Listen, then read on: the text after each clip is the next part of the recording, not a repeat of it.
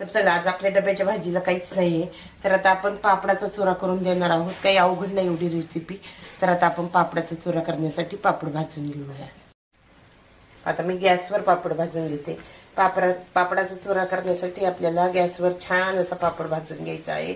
आणि नंतर तो पापड आपल्याला चुरून त्याच्यामध्ये तेल, मीठ, मिरची, कोणाला कांदा हवा असेल तर कोणी कांदा पण टाकू शकता. परंतु आमच्याकडे काही कांदा कोणालाही आवडत नाही, त्याच्यामुळे मी काही कांदा घालणार नाही. पापडच आपला छान असा भाजून घेते. मी असे 2 ते 3 पापड भाजून घेते. तर तुम्ही पाहू शकता आपला पापड खूप छान असा भाजलेला आहे. अशा पद्धतीने मी पापड भाजून घेते. तर आपण हे पापड छान असे भाजून घेतलेले आहे. तर आता एक एक पापडाचा आपण चुरा करून घेणार आहोत.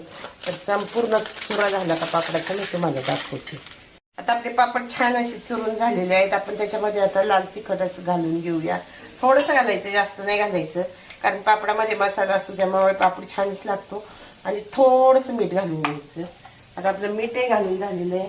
आता वरून आपण त्याच्यामध्ये तेल घालून घेणार आहे. तेलाशिवाय हा पापडाचा पुडा किंवा पापडाचा चुरा अजिबात चांगला लागत नाही.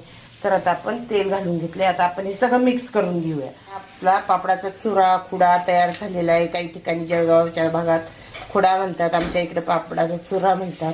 अशा रीतीने आज डब्याची रेसिपी मी केलेली आहे. अशा रीतीने आजचा आपला टिफिन तयार झालेला आहे. तर मी रोज 3-4 पोळ्या देत असते माझ्या मुलीला, पण आता तिची मैत्रीण गावी गेलेली आहे, तर माझा आजचा डबाही कमी आहे. तर याच्या दुप्पट मला पापडही घ्यावे लागले असते. तर अशा रीतीने आपण डब्याला जर भाजी नसेल तर अशा प्रकारे आपण भाजी बनवून देऊ शकतो.